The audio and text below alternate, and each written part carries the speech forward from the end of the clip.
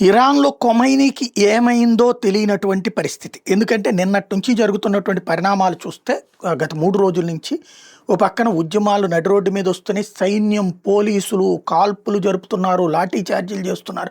కానీ ప్రజలు తిరగబడుతున్నారు, పోలీసుల మీద దాడులు చేస్తున్నారు. ఒక ఏరియాలో పోలీసు అధికారిని చంపేశారు. మరికొన్ని చోట్ల సైనిక స్థావరాల మీద దాడులు చేస్తున్నారు. అట్లాగే ఒక మసీదుల్ని తగలబెట్టినటువంటి సందర్భాలు ఉన్నాయి. అట్లాగే అక్కడ ఉన్నటువంటి ఖొమైనీ వీళ్ళ తాతల టైంలో పెట్టినటువంటి స్మారకాలని ధ్వంసం చేసినటువంటివి ఉన్నాయి. తాజాగా జరుగుతున్నది అయితే ఖొమైనీది ఇంతవరకు ఒక వీడియో తప్పించి బయటికి రావట్లేదు, మనిషి కనిపించట్లేదు. మొన్న కనిపించాడని చెప్పేది కూడా ఆర్టిఫిషియల్ ఇంటెలిజెన్స్తో వీడియో క్రియేటెడ్ అని చెప్తున్నారు. పబ్లిక్ ముందుకు వచ్చేటటువంటి ధైర్యం చేయట్లేదు అన్నటువంటిది. ఇంకో పక్కన బంకర్లో దాక్కున్నాడని, లేకపోతే రష్యాకి వెళ్ళిపోయాడని, ఈలోపు ఖొమైనీని ఎవరో కాల్చి చంపారు ఎయిర్పోర్ట్కి వెళ్తుండగా అన్నటువంటి ప్రచారం జరుగుతుంది. బట్ ఏది ధృవీకరించడానికి సిద్ధంగా లేవు ఏ వ్యవస్థలు కూడా.